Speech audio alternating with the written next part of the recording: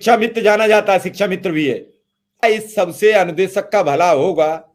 क्या अनुदेशक चाहता है कि उसके लिए भागदौड़ की जाए, या फिर अनुदेशक चाहता है कि हमारी तो संख्या ही 1000 के भीतर है, हमारी तो संख्या ही नहीं बढ़ पा रही है, हम केवल 1000 लोग ही हैं जो परेशान है, बाकी 26,000 की आप बिल्कुल आराम में है सफक जी?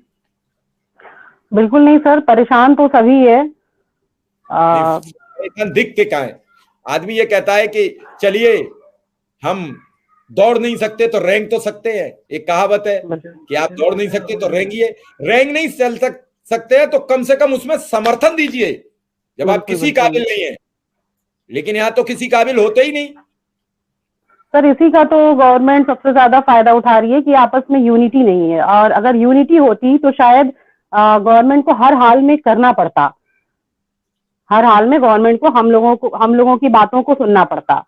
तो सबसे माइनस पॉइंट हम लोगों के लिए यूनिटी का है, कह सकते हैं। यूनिटी बहुत जरूरी है। इसके बाद भी कुछ लोग जो इसके लिए आवाज उठा रहे हैं, तो फिर भी सर सबसे पहले तो हम आपका धन्यवाद करेंगे कि पिछली दिवाली से लेकर के इस दिवाली तब आए नंबर जब कुछ हम आपको करा दें।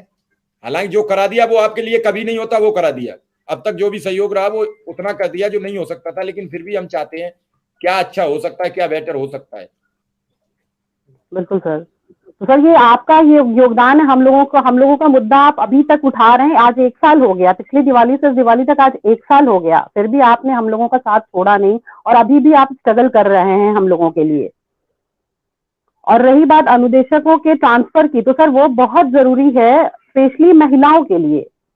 क्योंकि जो महिलाएं पहले जब जॉब लगी थी तो उनकी शादी नहीं हुई थी, और बहुत सारे लोगों की शादियां जो है जॉब के बाद हुई है।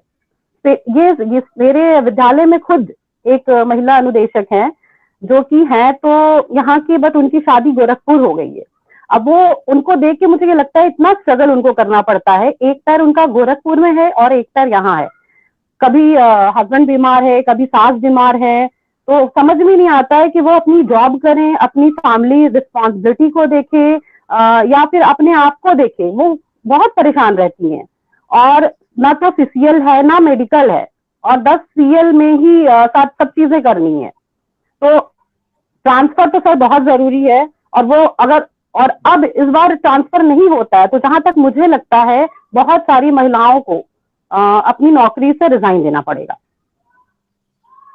एक बड़ी बात कह रही हैं आप। मैं सीधा अश्विनी मिश्रा के पास पहुंचूंगा। अश्विनी मिश्रा, ट्रांसफर अनुदेशक का कोई बहुत बड़ा इशू नहीं होता है, इसमें सरकार को कुछ देना भी नहीं है, कुछ सरकार को करना भी नहीं होता है, और संविदा कर्मियों का ट्रांसफर करना भी आसान होता है। उन्हें तो जहां जगह खाली है वहां भेज दीजिए, उसमें कोई दो राय नहीं है। और इनका आपस में ट्रांसफर होगा कि वहां का अनुदेशक वहां चला जाएगा, वहां का वहां आ जाएगा, लेकिन फिर भी सरकार ट्रांसफर भी करने को एग्री नहीं होती, इसमें कि पैसा भी नहीं जाना है। जी, धन्यवाद शिव कुमार मिश्रा जी। ट्रांसफर जो है सिर्फ ये संविदा कर्मियों की समस्या नहीं है। ट्रांसफर एक ऐसी समस्या है जो मुझे लगता है पूरे सिस्टम में है, और ट्रांसफर का चयन जो है ये अधिकारी करता है। मुझे नहीं लगता कि ये नेताओं के बस में होता है, नेताओं के हाथ में होता है। हालांकि अभी जो ट्रांसफर की जो प्रक्रिया है